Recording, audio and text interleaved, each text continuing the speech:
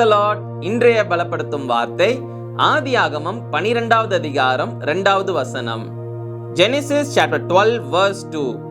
உன்னை ஆசீர்வதித்து உன் பேரை பெருமைப்படுத்துவேன், நீ ஆசீர்வாதமாய் இருப்பாய். I will bless you and make your name great, you will be a blessing. ஹல்லேலூயா. இன்றைக்கு இயேசு உங்களை பார்த்து சொல்லுகிறார், நான் உன்னை ஆசீர்வதிப்பேன் மகனே, நான் உன்னை ஆசீர்வதிப்பேன் மகளே, உன் பேரை பெருமைப்படுத்துவேன், நீ ஆசீர்வாதமாக இந்த உலகத்துல வாழுவ, நான் உன்னை கொண்டு பெரிய காரியங்களை செய்ய போகிறேன், உன் மேல வைத்திருக்கிற திட்டத்தை நிறைவேற்றுவேன் என்று இயேசு உங்களை பார்த்து வாக்கு பண்ணுகிறார். இன்னைக்கு இருக்கிற சூழ்நிலைகளை பார்த்து நம்ம அடிக்கடி சோர்ந்து போகிறோம். நம்முடைய வாழ்க்கையில கர்த்தர் ஒரு திட்டத்தை கொடுத்தாரு, நம்ம இன்னைக்கு அவருக்காக உண்மையாக வாழ்ந்து கொண்டு இருக்கிறோமே, ஆனாலும் என்னுடைய வாழ்க்கையில பெரிய ஏதோ ஒரு ஆசீர்வாதமும் நான் பார்க்க முடியல, பெரிய உயர்வுகள் எதுவுமே இல்லைன்னு நினைத்து நீங்க கவலைப்படாதீங்க. இயேசு சொன்ன வாக்குத்தத்தத்தின்படி அப்படியே அவர் செய்வார். அவர் சொல்லுகிறார், உன்னை ஆசீர்வதிப்பேன், உன் குடும்பத்தை ஆசீர்வதிப்பேன், உங்களை பெருமைப்படுத்துவேன், நீங்க ஆசீர்வாதமாக ஒரு வாழ்வீங்க, நீங்க ஆசீர்வாதமான ஒரு சந்ததியாக இருப்பீங்கன்னு சொல்லி இயேசு உங்களை பார்த்து சொல்லுகிறார். அதனால எதை குறிச்சும் கவலைப்படாதீங்க, சோர்ந்து போகாதீங்க, விசுவாசத்தை விட்டுறாதீங்க.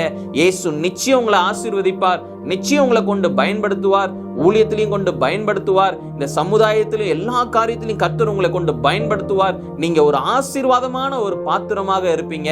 காரணம், அவர் உங்களை தெரிந்து கொண்டு இருக்கிறார், அவர் உங்களை நேசிக்கிறார், அவர் உங்க மேல அதிகமான திட்டத்தை வைத்திருக்கிறார்.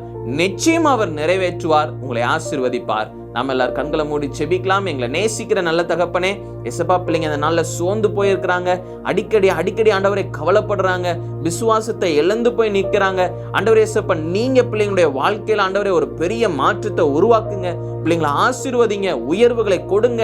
ஆண்டவரே நீங்க மாத்திரம் மகிமைப்படுங்க. இயேசுவின் மூலம் செபிக்கிறோம் பிதாவே. ஆமேன், ஆமேன், ஆமேன்.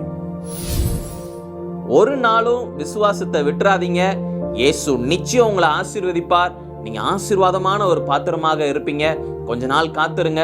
சில மாதங்கள் ஆகலாம், சில வருஷங்கள் ஆகலாம், ஆனாலும் காத்துருங்க.